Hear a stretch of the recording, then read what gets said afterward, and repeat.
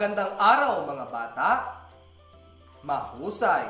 Sa araw na ito, tayo'y mag-aaral ng ating bagong aralin. Ngunit bago tayo mag-aral ng ating bagong aralin, ay manalangin muna tayo. Hinihiling ko ang bawat isa na tumayo at damhin ang panalangin. Tayo'y manalangin. Aming Diyos na makapangyarihan sa lahat, salamat po sa araw na ito. Salamat po sa magandang kalusugan at sa mga biyaya na aming natatanggap araw-araw. Tunay na kaibuti mo po, Panginoon, kaya patuloy na pinupuri at sinasamba ka namin. Dalangin po namin, nagabayan niyo po kami sa araw na ito.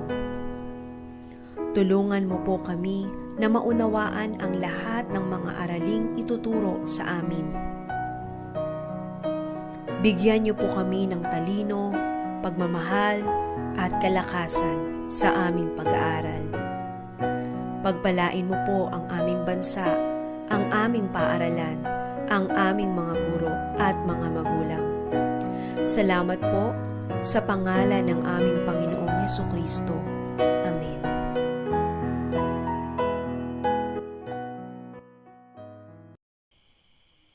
Ayan, tapos na ang ating panalangin.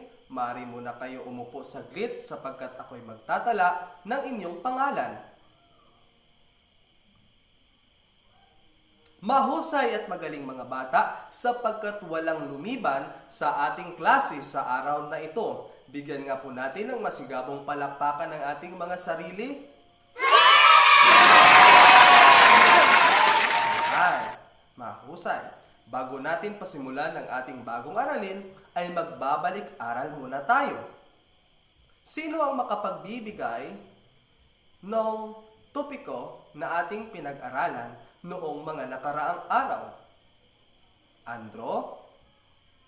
Tama, ito ay patungkol sa pandiwa. Magbigay ng halimbawa ng pandiwa, Laila. Magaling at mahusay. Bigyan natin ng palakpak ang dalawa.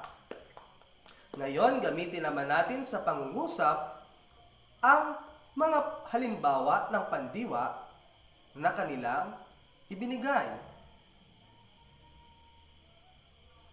Ayan, magaling at mahusay. Bigyan natin ng palakpak. Ayan, napakahusay na ninyo at naunawaan ninyo ang mga nakaraan nating pinag-aralan. Hinihiling ko sa bawat isa na tumayo tayong muli at tayo ay magkakaroon ng isang awitin. Awitin po natin ang awit na ito upang pangbukas sa ating bagong aralin.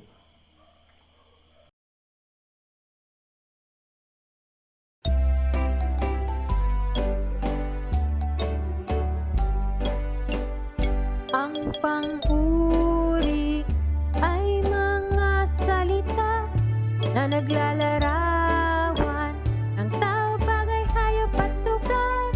Ang pang-uri ay mga salita na naglalarawan ng tao, bagay, hayop at lugar. Ang pang-uri ay mga salita na naglalarawan ng tao, bagay, hayop at lugar. Ang pang-uri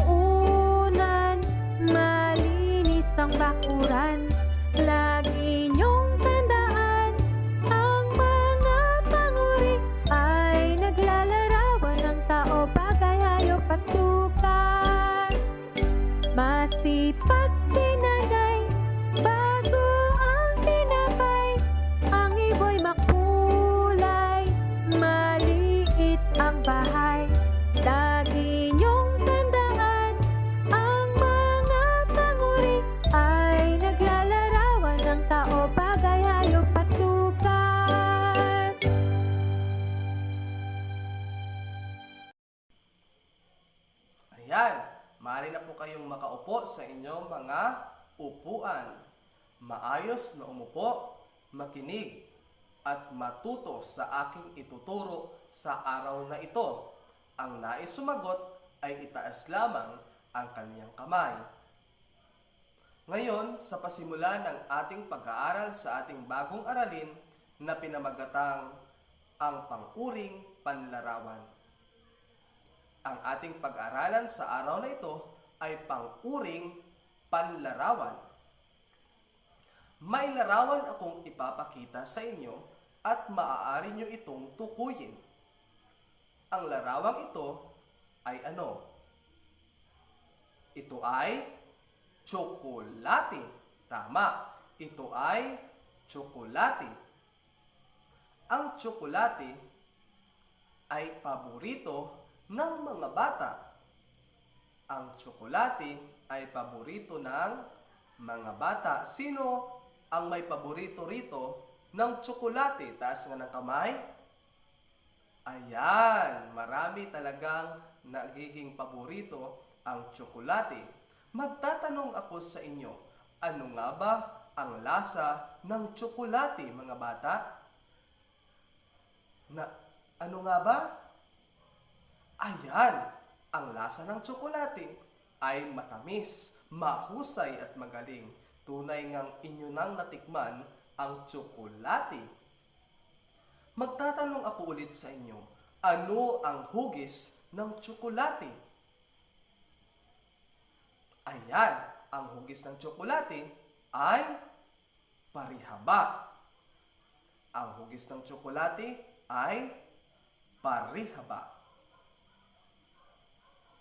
Ano naman ang kulay ng tsokolate? Ano naman ang kulay ng tsokolate? Ang kulay ng tsokolate ay kulay kumberdidor o kaya ito ay brown. Kaya mayroong tatlong katangian ng tsokolate. Ang tsokolate ay may lasang matamis, hugis parihaba, at kulay kumberdidor o kaya ay brown. Kaya alam ko lahat kayo ay nakatikim na o nakakain na ng tsokolate, tama po ba? Mahusay at magaling. Ngayon, sa ating pag-aaral, nais kong magtanong isa sa inyo. Taas lamang ang kanyang kamay kung siya ay mayroong nalalaman patungkol sa ating pag-aaralan sa araw na ito. Ano nga ba ang pang-uring panlarawan? Itaas lamang ang kanang kamay kung nais niyong sumagot. Ayan, Laila, ano nga ba ang pang-uring panlarawan? Magaling at mahusay. Bigyan natin ng 3 palakpak at 3 padyak. Ayan, mahusay at magaling. Ang pang-uring panlarawan ay naglalarawan sa pangalan o panghalip tulad ng hugis, kulay, amoy, sukat, ugali, at iba pa.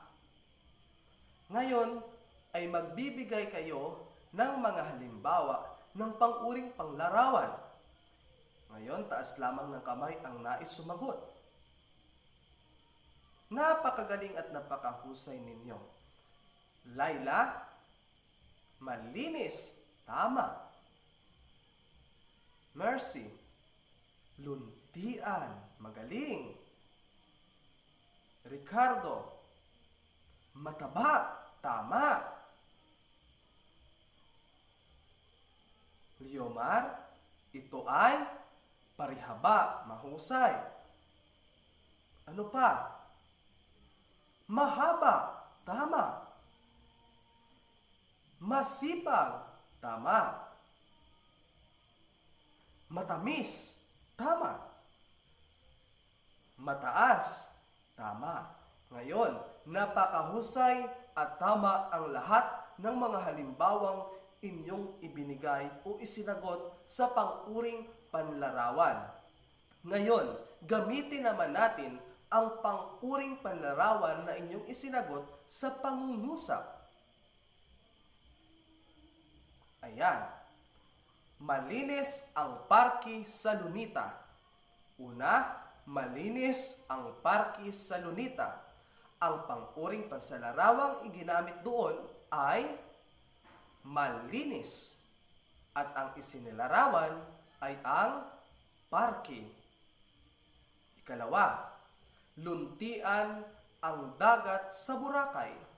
Luntian ang dagat sa Boracay.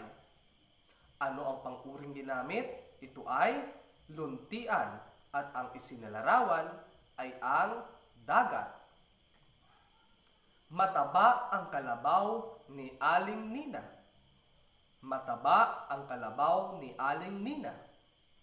Ang pang-uring ginamit ay ang mataba. Ang isinilarawan ay ang kalabaw. Mahusay. Hugis parihaba ang tsokolate. Hugis parihaba ang tsokolate. Ang pang-uring ginamit ay parihaba. At ang isinilarawan ay tsokolate. Mahaba ang suot na saya ni Lola. Mahaba ang suot na saya ni Lola.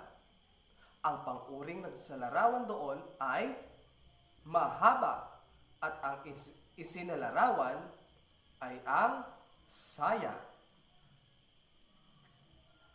Masipag sa gawaing bahay ang nanay. Masipag sa gawaing bahay ang nanay. Ano ang pang-uring ginamit doon?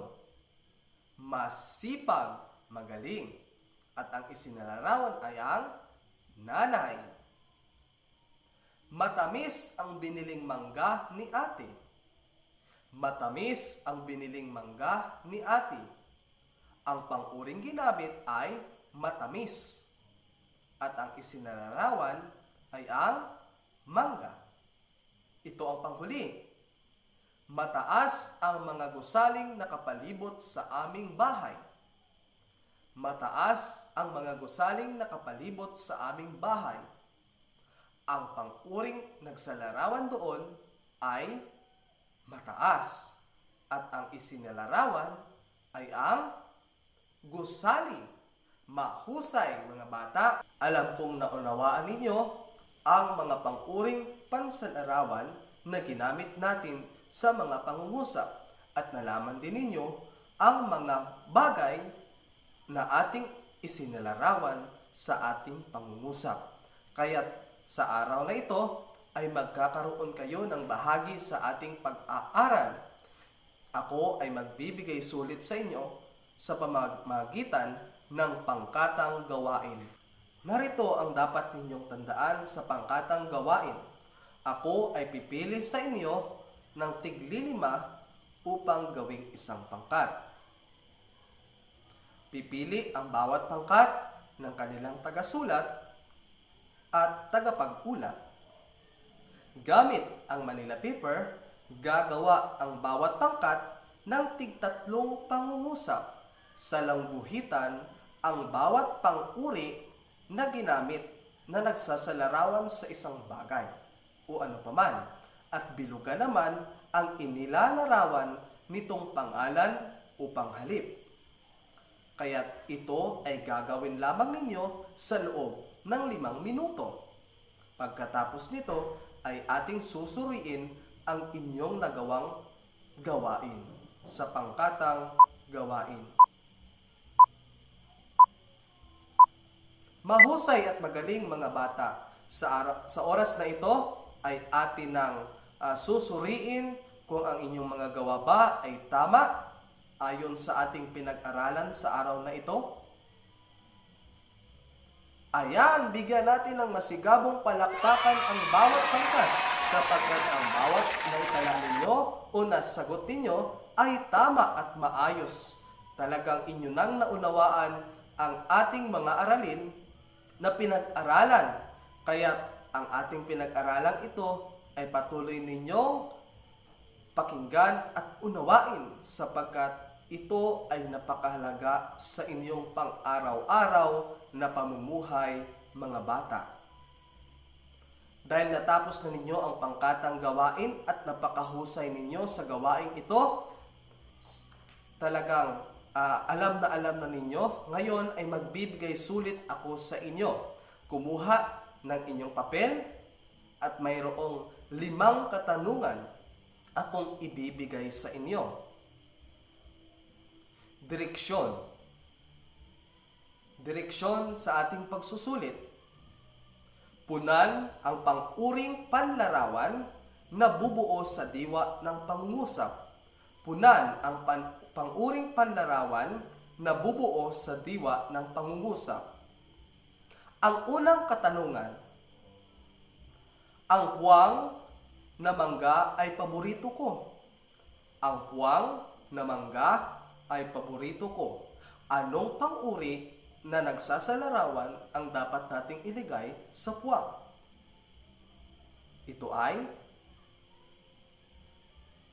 matamis. Tama, mahusay. Ang matamis na mangga ay paborito ko.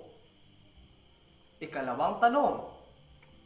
Si Ana ay puwang, kaya't siya ay naging iski chairman. Si Ana ay puwang, kaya't siya ay naging iski chairman. Anong pang-uri ang ating ilalagay sa puwang? Mabait, mahusay. Si Ana ay mabait, kaya't siya ay naging iski chairman. Pangatlong katanungan. Ang batang babae ay nakasuot ng puwang saya. Ang batang babae ay nakasuot ng puwang saya. Ano ang ilalagay natin na pang-uri sa puwang? Tama, ito ay mahaba. Ang batang babae ay nakasuot ng mahabang saya. Mahusay. Sa ika-4 na katanungan, ang rosas ay puwang. Mahusay. Ang rosas ay puwang. Ano ang ilagay natin doon? Pula. Napakahusay. Ang rosas ay pula. Sa panghuling katanungan, ito, ang dalandan ay hugis puwang. Ang dalandan ay hugis puwang.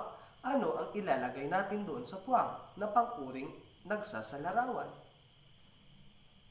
Tama, ito ay bilog. Napakahusay.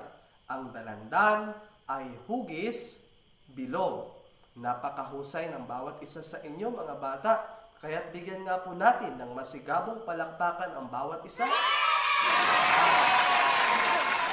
Napakahusay ng inyong gawain sa araw na ito at alam kong naunawaan ninyo ang mga pinag-aralan natin at mga halimbawa ng ating aralin.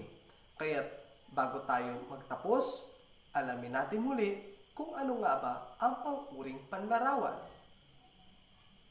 Ang pang-uring panlarawan ay, ito ay nagsasalarawan sa katangian ng pangalan o panghalip tulad ng hugis, kulay, amoy, sukat, ugali, at iba pa.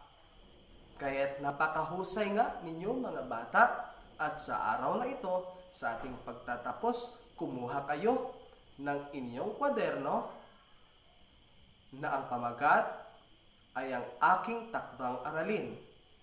Meron nga ba kayo niyan? Mahusay. At inyong dinala ang inyong kwaderno. Ngayon, sa inyong kwaderno ay ilagay ninyo ang inyong takdang aralin. Gumawa ng 5 pangungusap gamit ang pang-uring panlarawan na ang paksa ay ang aking pamilya. Gumawa kayo ng 5 pangungusap na mayroong gamit na pang-uring panlarawan at ang paksa nito ay ang aking pamilya. Tapos na ang ating pag-aaral sa araw na ito. Maligaya at mapag-alang araw sa bawat isa sa atin. Magkita-kita muli tayo sa susunod nating aralin. Mabuhay!